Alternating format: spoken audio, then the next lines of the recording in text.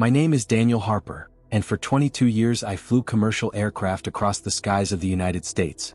From the icy turbulence over the Rockies to smooth descents into Florida sunsets, I carried millions of lives safely from one place to another. At 56 years old, I believed I understood risk, responsibility, and the thin line between life and death better than most people ever would.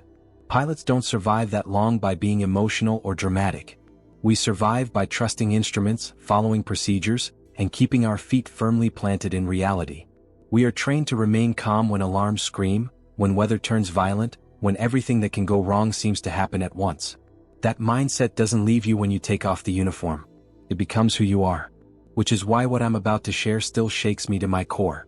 Before I continue, I need you to do something very simple. Write in the comments where you're watching from today. And if you haven't already, subscribe and turn on notifications. Not because I want attention, but because what I'm sharing is time sensitive, and you may need to hear what comes next more than once. This is not a motivational story. This is not a sermon. And this is not speculation. What happened to me 4 days ago dismantled everything I thought I knew about faith, age, purpose, and the final season of a human life. And what I was shown concerns a specific window of time, January 18th through January 27th, a period that carries far more weight than most people realize, especially for America's elderly. That morning began like thousands before it. I arrived at Chicago O'Hare International Airport just before dawn, the terminal still quiet, lights humming softly above polished floors. I carried my flight bag in one hand and a cup of black coffee in the other, reviewing weather data for our scheduled flight to San Diego. Clear skies, minor crosswinds, nothing remarkable. My first officer was already in the cockpit running checklists. Everything was routine, predictable, controlled. At exactly 5:52 a.m., I stepped away from the gate area and walked toward a small room tucked behind the terminal corridor, a place most passengers never notice. A simple, unmarked prayer room. No decorations, no symbols, just a quiet space for reflection. I had been using that room for years. Not because I was especially religious, but because when you're responsible for hundreds of lives at 37,000 feet, humility comes naturally. 5 minutes. That was my routine. A brief prayer for clarity, safety, and wisdom. Nothing elaborate, nothing dramatic. I knelt down, rested my hands on my knees, and closed my eyes. Lord, I said quietly, thank you for another day. Guide my decisions. Protect the passengers. Help me serve well. I had spoken those words hundreds of times before. And then, without warning, everything changed. A crushing pain detonated in my chest, sharp and absolute, as if something inside me had been violently torn apart. My breath vanished. My left arm went numb. The room tilted, blurred, and collapsed inward. I tried to stand. I tried to reach for the emergency button on the wall. My body did not respond. The last physical sensation I remember was the cold floor against my cheek and a metallic taste flooding my mouth, followed by a single terrifying certainty. This is how it ends. There was no tunnel. No dramatic flash. Instead, there was release. I felt myself separate from my body with a gentleness that defied every law of physics I had ever trusted. I was rising, not floating upward like in a dream, but withdrawing as if my consciousness were being carefully lifted out of a shell. I could see myself below. A uniformed pilot collapsed on the floor of a quiet prayer room. My flight bag tipped over. My hand curled unnaturally at my side. But I felt no fear. What replaced it was something I had never experienced. Not in marriage, not in fatherhood, not even after landing an aircraft under impossible conditions. Peace. Not relief. Not calm. Peace that went deeper than thought. Peace that filled places inside me I didn't know existed. Peace that made the idea of death feel strangely irrelevant. As the room faded from view, I sensed, not heard, that what was happening was not accidental. And that whatever awaited me next was intentional. I did not yet know that I would be shown something meant not for me alone, but for a generation many believe has already lived its most important days. And I did not yet understand why time itself, January 18th through January 27th, had suddenly become so critical. But I was about to. The moment the prayer room disappeared, I became aware that I was no longer bound by distance or direction. There was no sensation of speed, yet I was clearly moving. Not forward, not upward, but deeper. As if layers of reality were gently unfolding around me, one after another, revealing something that had always been there but hidden from ordinary sight. Colors surrounded me, not the colors we know but tones that seemed alive, carrying emotion within them. They shifted and flowed like music made visible. And there was music, not sound in the traditional sense, but harmony that resonated directly within my being, vibrating through what I can only describe as my soul. Every instinct from my years as a pilot told me this was impossible. And yet, nothing had ever felt more real. I became aware of a presence before I saw anything. A presence that did not overwhelm or intimidate but steadied me.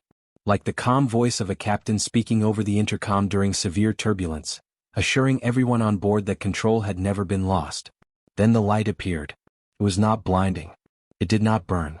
It welcomed. From within that light, a figure approached, not emerging suddenly, but becoming clearer with each passing moment, as if my ability to perceive him was being adjusted rather than his presence changing. I knew who it was before he spoke. There was no doubt. No internal debate. No need for confirmation. It was Jesus. Not the distant image I had seen in paintings or churches, but alive, unmistakably present, carrying an authority that did not demand obedience, yet commanded it effortlessly. His eyes held compassion deeper than any human emotion I had ever witnessed, and wisdom that felt older than time itself. When he spoke my name, it felt as though my entire existence responded. Daniel. Hearing my name spoken that way, with complete knowledge and perfect love, sent a wave through me that I cannot fully describe. It was joy but deeper, recognition but fuller, as if every moment of my life had been understood all at once. I have brought you here, he said, because there is something my people must hear. I found myself responding, though I don't know if words were spoken or thoughts were simply known. Lord, I said, why me? I'm not a pastor. I'm not a theologian. I'm just a pilot. He smiled, not amused but purposeful. I have always chosen those who understand responsibility, he replied. Those who know what it means to hold lives in their hands. Those who act faithfully without seeking recognition. As he spoke, the space around us began to shift. The light expanded, and suddenly I realized we were no longer alone. Reality itself seemed to stretch outward, unfolding into a vast view beneath us. I could see the United States, not as a map, but as living communities, homes, hospitals, churches, nursing facilities, and quiet bedrooms where people slept unaware of what was approaching. Yet I was seeing through things. Walls offered no resistance. Distance meant nothing. I could perceive hearts, fears, prayers, even memories, layered into the fabric of everyday life. Watch carefully, Jesus said. And then he spoke words that carried both promise and urgency. The days between January 18th and January 27th are not random. They mark a convergence. A moment when the spiritual and physical realms will draw unusually close. I felt a tightening within me, not fear but gravity. These days will especially concern those who have lived long, he continued. Those whose hair bears the crown of age. Those many believe have already given all they have to give. The first vision unfolded suddenly. I saw elderly men and women across the nation awakening in the early hours of the morning, not from pain or confusion, but from a presence filling their rooms. Some sat upright in bed, hands trembling as tears streamed down their faces. Others fell to their knees, overwhelmed by a peace they had not felt in decades. These are my faithful ones, Jesus said softly. They have prayed when no one noticed. They have believed when others doubted. They have loved me quietly, consistently, without applause. I watched as some of them saw angels standing near their beds, radiant, powerful beings whose presence inspired reverence rather than fear. Others heard a voice speaking words of comfort, instruction, and reassurance. Still others felt an overwhelming urge to pray, not out of duty but out of deep, uncontainable love. Why them? I asked, my heart heavy with emotion. Why now? Jesus turned toward me, his expression filled with tenderness. Because they recognize my voice, he said. They have endured storms long enough to trust calm waters. They have buried enough dreams to understand eternal hope. And they have little left to lose by believing fully, and everything to gain by trusting me completely. As the vision continued, I noticed something else, something painful. Many churches stood quiet. Empty pews. Dim lights. Sermons delivered to nearly vacant rooms. Meanwhile, homes, assisted living centers, and nursing facilities pulsed with spiritual life. The institution has grown comfortable, Jesus said. But my remnant remains hungry. I felt a lump rise within me. These were people society had gently pushed aside. Labeled fragile, obsolete, irrelevant. And yet, heaven was paying very close attention to them. What I was witnessing was not the end of their story. It was the beginning of their greatest chapter. And what followed would challenge everything America believed about age, strength, and faith. I was about to see how deeply the world had underestimated those it thought were finished. The vision deepened, and with it, my understanding began to stretch beyond anything I had known before. I watched as these elderly men and women, some in their 70s, others well into their 90s, became aware that something within them was awakening. Not physically, spiritually. It was as if a long-dormant flame, carefully preserved through decades of quiet faith, had suddenly been given fresh air. These are not new believers, Jesus said. They are seasoned ones.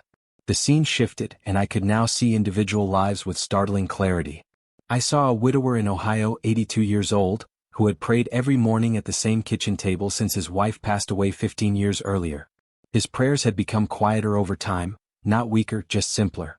Gratitude, repentance, trust. In that moment, I watched as his small kitchen filled with light, and understanding flooded his heart. He began to weep, not from sadness but from recognition. He finally understood that none of his prayers had ever been wasted. I saw a retired schoolteacher in New Mexico, 78, who had felt forgotten since her mobility declined. That morning she felt a presence sit beside her bed. She did not see with her eyes, but she knew. Love surrounded her so completely that the fear of death, a fear she had carried quietly for years, dissolved instantly. She whispered a prayer of surrender that reached far beyond her room. These moments will not be loud, Jesus said, but they will be real. As I continued watching, something remarkable became clear. This was not emotional excitement. This was not confusion. This was not imagination. These seniors were not seeking signs. The signs were seeking them. I felt compelled to ask the question forming in my heart. Lord, I said, why has this been hidden from them for so long? Why now, after a lifetime of faithfulness? Jesus looked at me with an expression that carried both patience and eternal perspective. Because faith matures slowly, he said, and only time can refine it fully. The space around us expanded again, and suddenly I could see decades unfolding. Moments of quiet endurance, unseen sacrifices, prayers whispered into pillows late at night, faith held together through loss, illness, disappointment, and unanswered questions. These lives were being prepared, he continued. Not for recognition but for trust. Not for strength but for surrender. I understood then that youth often believes faith is proven through action. But age proves faith through endurance. The vision shifted again, and this time what I saw unsettled me deeply. I saw families. Adult children who had dismissed their parents' faith as outdated. Grandchildren who loved their grandparents but considered belief in God a relic of another era. Conversations where polite tolerance had replaced shared conviction. And yet, between January 18th and January 27th, those dynamics would begin to change. I saw elderly believers speaking words, not forcefully, not loudly, but with a clarity and authority that could not be argued with. Their words did not persuade through logic alone. They pierced. A 76-year-old grandmother in Pennsylvania spoke gently to her skeptical granddaughter over a cup of tea. Nothing dramatic. No sermon. Just truth spoken with love. I watched as the young woman's defenses collapsed quietly, tears forming without her understanding why. An 80-year-old veteran in Arizona prayed silently as his estranged son slept in the next room. No words were exchanged. And yet something shifted. By morning, bitterness that had lasted decades was gone. These are the fruits of clean faith, Jesus said. Faith that is no longer trying to prove itself. As I absorbed what I was seeing, another layer of the vision emerged. One that revealed why this movement would unsettle so many. I saw younger believers striving, organizing, debating, producing, working tirelessly to create revival. And then I saw elderly believers simply kneeling. No strategy, no branding, no ambition, just prayer, just love, just trust. And heaven moved. The world has confused noise with power, Jesus said quietly. But my kingdom advances through humility. The weight of that truth settled heavily within me. I had spent my life trusting systems, procedures, instruments, all of them necessary, all of them useful. But what I was witnessing now required none of those things. It required faith stripped down to its simplest form. Belief, prayer, love, nothing else. The vision did not glorify age itself. It glorified what age can produce when faith is allowed to mature without compromise. And as I continued to watch, I realized something that sent a tremor through me. This was not a reward for surviving long enough. It was an assignment reserved for those who had learned to let go. And America was not ready for what would happen when those it had quietly overlooked began to move with heaven's authority. What I was being shown was not symbolic. It was imminent. and the window was opening. The atmosphere around us shifted again, growing heavier, not with fear but with significance. I sensed that what I was about to see next carried consequences far beyond individual lives. This was not only about personal renewal or quiet faith restored. This was about movement, about influence, about a turning that would ripple outward in ways no one could fully control. Jesus gestured and suddenly the vision widened. I saw churches across the nation, large and small, rural and urban. Some were vibrant in appearance, filled with activity, screens glowing, music playing, messages being delivered with confidence and polish. Others were modest, aging buildings with peeling paint and worn pews. But something was wrong. In many of them the spiritual atmosphere felt thin, busy but hollow, structured but restrained, faith present, yet contained. At the same time, I saw nursing homes, retirement communities, and modest suburban houses pulsing with a depth of presence that could not be manufactured. "Do you see the contrast?" Jesus asked. I nodded, though my heart ached. "My people have learned how to gather," he said. "But many have forgotten how to wait." The vision zoomed in on a small church in the Midwest. The pastor stood behind the pulpit, delivering a thoughtful sermon to a nearly empty room. His words were sound, his intentions sincere. Yet the room felt untouched. Just a few miles away, an assisted living center was alive with prayer. A group of elderly women sat in a circle, hands clasped, praying softly, not for miracles, not for recognition, but for their families, their caregivers, their nation. As they prayed, the air itself seemed to thicken. I watched as peace-filled hallways, agitation disappeared, and even staff members paused, unsure why tears were forming in their eyes. "These are not organized gatherings," Jesus said. "They are surrendered ones." The next scene startled me. I saw elderly believers receiving understanding, not visions alone, but discernment. They began to recognize truth with unusual clarity. Falsehood no longer confused them. Fear no longer controlled them. An 84-year-old man in Tennessee listened to a news broadcast and quietly shook his head. He did not argue. He did not react in anger. He simply prayed, and I watched as his prayer intercepted something unseen, diverting harm before it could unfold. A 79-year-old woman in Washington state felt prompted to call a former friend she had not spoken to in decades. That call came at the precise moment the other woman was considering ending her life. The conversation was simple, loving, timely, and it saved her. "These are the watchmen," Jesus said. "They see not because they strive, but because they listen." I felt compelled to ask the question that troubled me most. "Lord," I said, "why will this create resistance? Why won't everyone rejoice?" Jesus looked at me, and for the first time, I sensed sorrow in his expression. "Because humility offends pride," he said. "And authority without status threatens systems built on control." The vision darkened slightly, and I saw reactions forming. Some pastors rejoiced, stepping aside willingly, recognizing the hand of God. They invited elderly believers to pray, to speak, to lead in ways that surprised their congregations. In those places, joy broke out. Healing followed. Unity deepened. But elsewhere, fear took hold. Leaders questioned legitimacy. They warned of deception. They labeled the movement emotional, dangerous, unstructured. Not because it lacked fruit, but because it bypassed permission. "The religious spirit has always resisted surrender," Jesus said softly, "because surrender cannot be managed." I felt the weight of that truth press into me. I had believed faith was something to be developed, refined, improved. What I was seeing now showed me something different. Faith, at its purest, is something to be returned to, childlike, clean, undivided. The elderly believers being awakened were not chasing relevance. They had already let it go. They were not trying to be powerful. They had already surrendered weakness. And because of that, heaven trusted them. As the vision continued, I understood something that unsettled me deeply. This movement would not ask permission. It would not wait for consensus. It would spread quietly at first, through conversations, prayers, unexpected moments, until suddenly it could no longer be ignored. And when that happened, America would be forced to confront a truth it had long avoided. That salvation does not belong to the energetic, the innovative, or the influential. It belongs to the faithful. And those the world had gently set aside were about to remind it what faith truly looks like. The vision did not fade, it intensified. What I had seen so far felt like preparation, like the slow turning of massive gears that had been set in motion long before I was born. But now those gears began to align. Jesus turned my attention once more, and suddenly I understood why the days ahead would not unfold gradually. They would break open. Between January 18th and January 27th, something long restrained would be released. Not emotionally, not symbolically, but tangibly.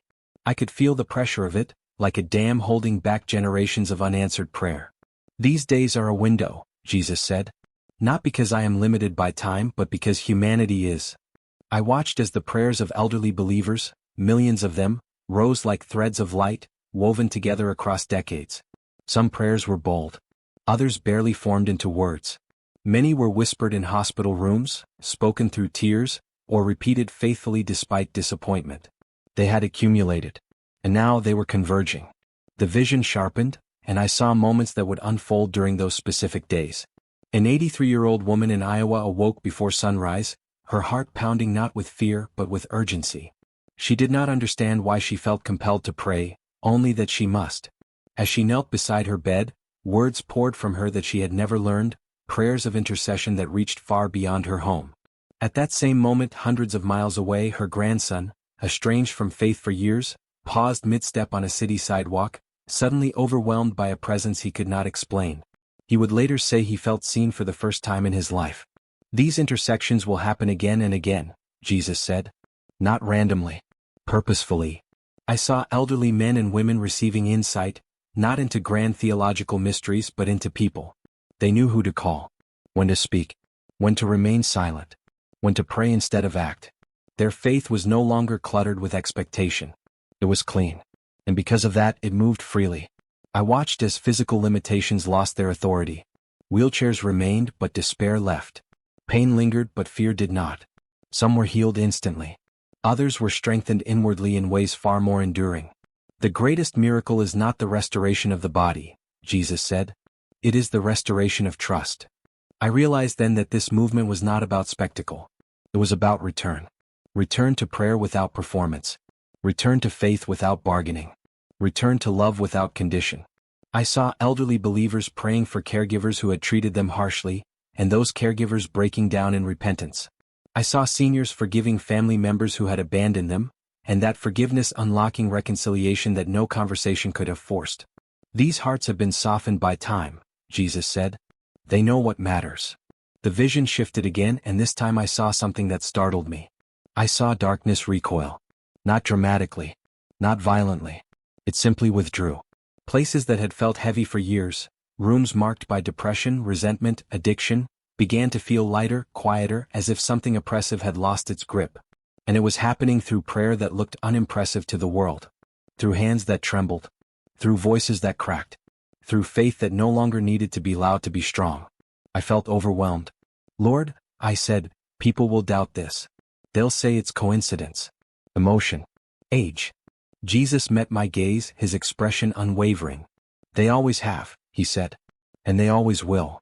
Then he spoke words that struck me with sobering clarity. The enemy fears those who no longer fear death. I understood. These elderly believers were not reckless. They were free. Free from ambition. Free from image. Free from the need to be understood. They believed not because it benefited them, but because it was true. And because of that, their prayers carried weight. As the vision began to move forward in time, I sensed that what followed this window would depend on response. Not on organization. Not on leadership. Not on agreement. But on whether hearts, young and old alike, would recognize the purity of what was unfolding. Because what was coming next would not merely awaken the elderly. It would confront everyone else. And not all would welcome it. What followed was not chaos, but division. Not division born of hatred, but of exposure. The vision carried me forward, beyond the initial days of awakening, into the immediate aftermath of what would begin between January 18th and January 27th. And what I saw made my spirit tremble. I saw families sitting at kitchen tables, living rooms filled with tension. Conversations that had remained polite for years suddenly became unavoidable. Elderly believers spoke with a clarity that startled their children and grandchildren, not confrontational, not condemning, but unmistakably firm. Truth, when spoken in love, has a way of removing neutral ground. Some listened. I saw adult children humbled by the quiet authority in their parents' voices. They had assumed faith was inherited habit, not lived conviction. But now they recognized something deeper, something earned through suffering, patience, and endurance. They asked questions. They stayed longer. They listened. And hearts changed. But others reacted differently. I saw irritation rise. Dismissal. Mockery disguised as concern. Some accused their elderly parents of being manipulated. Others labeled the changes as emotional instability, fear of death, or confusion brought on by age. They will say many things, Jesus said, to avoid hearing what challenges them. I saw families fracture, not because of anger but because humility was refused. Grandchildren rolled their eyes. Adult children warned their parents to be careful. Conversations ended abruptly. Invitations stopped coming. This will hurt, Jesus said quietly, but it will not be wasted. I realized then that this movement would reveal hearts more than it would persuade them. Those who valued control would resist. Those who valued truth would respond. The vision shifted again and I saw churches wrestling with what was unfolding. Some embraced it. Pastors invited elderly believers to pray publicly, to share testimonies, to lead moments of intercession. And when they did, something broke open. Not disorder but sincerity. The kind that cannot be rehearsed. Tears flowed. Confession followed. Reconciliation took root. But in other churches, fear ruled. Leaders warned of deception. They cited order, doctrine, procedure. They discouraged unverified experiences. Not because harm had occurred, but because authority had been bypassed. The greatest threat to human systems, Jesus said, is surrender that does not ask permission. I watched as elderly believers quietly withdrew from spaces where their faith was treated as a liability. They did not protest. They did not argue. They simply returned to prayer. And heaven followed them. I saw something else then, something sobering. The movement did not slow when opposed. It clarified. Those drawn by novelty drifted away. Those hungry for truth remained. And the core, the faithful remnant, grew stronger. I watched as these seniors became anchors in their communities. Neighbors sought their counsel. Strangers asked for prayer. Even skeptics returned quietly, asking questions they could no longer silence. Not because miracles were advertised, but because peace was undeniable. I saw younger believers, weary, disillusioned, burned out, seeking out elderly saints, asking them to pray, to teach them how to believe without striving. And the elderly did not offer techniques. They offered testimony. Hold on. Pray anyway. Trust Him. Love even when it costs you. Simple words. Unshakable truth. As I absorbed all of this, I felt the weight of responsibility pressing in again. Lord, I said, many will feel unworthy. Some will say they are too old, too broken, too late. Jesus turned to me, His voice steady. No one is disqualified by age, He said. Only by refusal. The vision began to slow, and I sensed that what I was being shown was nearing completion. But before it ended, I saw one final truth emerge with piercing clarity. This movement would not be remembered for its power. It would be remembered for its purity. For faith that asked nothing in return. For prayer that sought no stage. For love that endured rejection without retreating. And I understood then why it had been entrusted to those at the end of their earthly journey. Because they were no longer building a future for themselves. They were preparing one for others. And that made them fearless. The vision began to recede, not abruptly, but like a tide pulling back after revealing what lay beneath the surface. I sensed that what remained was the most difficult part, not because it lacked beauty but because it carried responsibility. Jesus turned toward me once more, and the intensity of His presence deepened. You will return, He said, and you will speak. I felt the weight of those words immediately. Not excitement. Not pride. Wait. Lord, I said, people won't believe this. They'll question my credibility. They'll say I imagined it. That stress, age, or fear created it. He nodded gently. They questioned the prophets. They doubted the witnesses.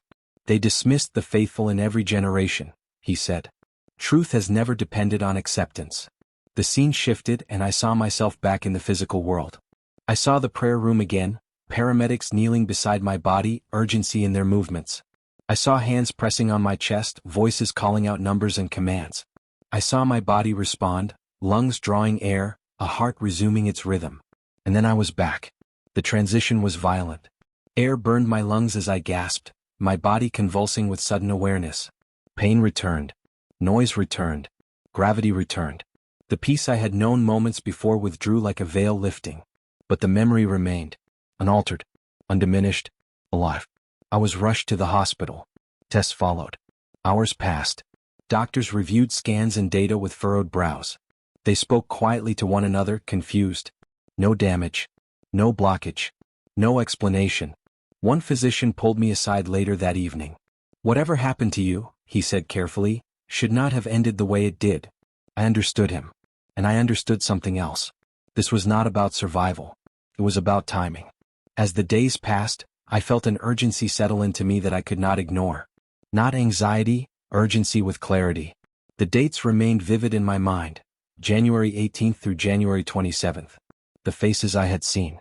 The prayers I had witnessed. The trust one had been shown. I began to speak, at first quietly, to my wife, to close friends, to a few elderly believers I trusted. And something happened every time.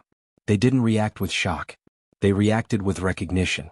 Many told me they had already been sensing something. Unusual dreams, deeper urges to pray, a feeling that something sacred was approaching. Some had awakened at night with no clear reason. Others felt peace replacing long-held fear. The confirmations came gently at first. Then they multiplied. Calls from different states. Stories that aligned without coordination. Elderly believers sharing experiences that mirrored what I had been shown, not dramatically, not publicly, but truthfully. I encountered resistance too. Some warned me to stop. Others accused me of exploiting vulnerable people.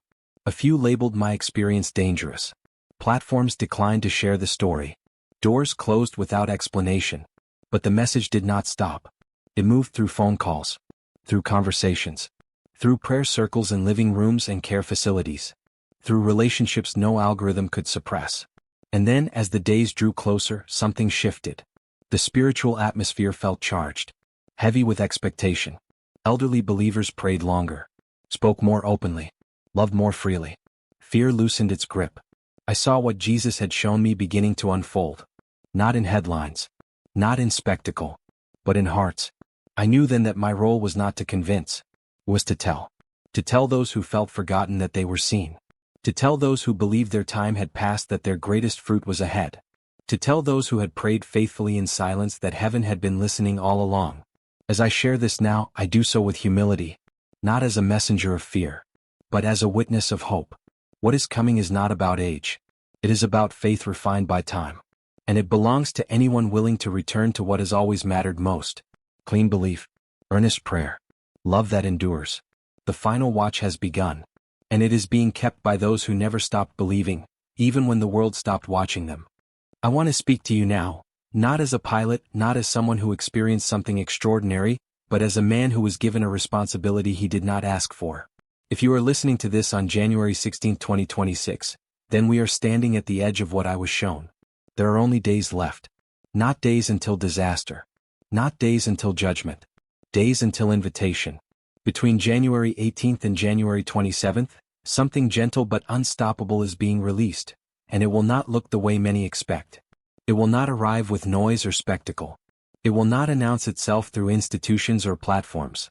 It will arrive quietly, in bedrooms before sunrise, in prayer whispered through tears, in hearts that have learned how to wait. If you are an older listener, if your hair has turned gray, if your body no longer responds the way it once did, if the world has slowly convinced you that your most meaningful years are behind you, hear me carefully. That is not how heaven sees you. You are not being revisited out of nostalgia. You are being trusted. Everything you endured, everything you lost, every prayer that felt unanswered, none of it was wasted. You were not being delayed. You were being prepared.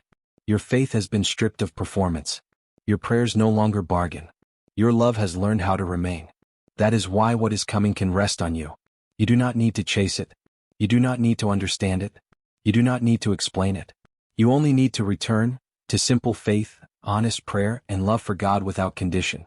If you are younger and you are listening with curiosity, skepticism, or even discomfort, I ask you not to dismiss what may soon unfold around you. Do not measure it by your expectations. Do not filter it through pride or familiarity. Instead, watch. Listen to your grandparents. Sit with the elderly. Honor the quiet strength you may have overlooked. You may discover that the wisdom you are searching for has been living nearby all along. What I was shown was not about elevating one generation above another.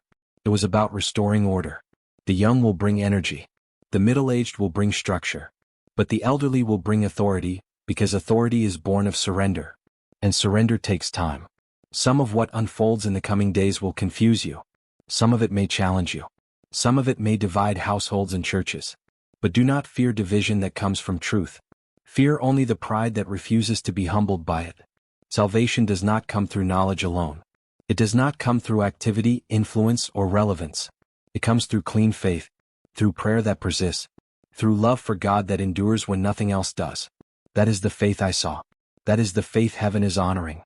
And that is the faith being entrusted, right now, to those many believed were finished. If you know an elderly believer, call them. Sit with them. Pray with them. Not because they are weak, but because they are strong in ways this world has forgotten how to recognize. The best wine has not been wasted. It has been saved. And it is about to be poured, through hands marked by time, hearts refined by faith, and lives that never stopped loving God, even when no one was watching. May you have eyes to see what is coming, and a heart humble enough to receive it.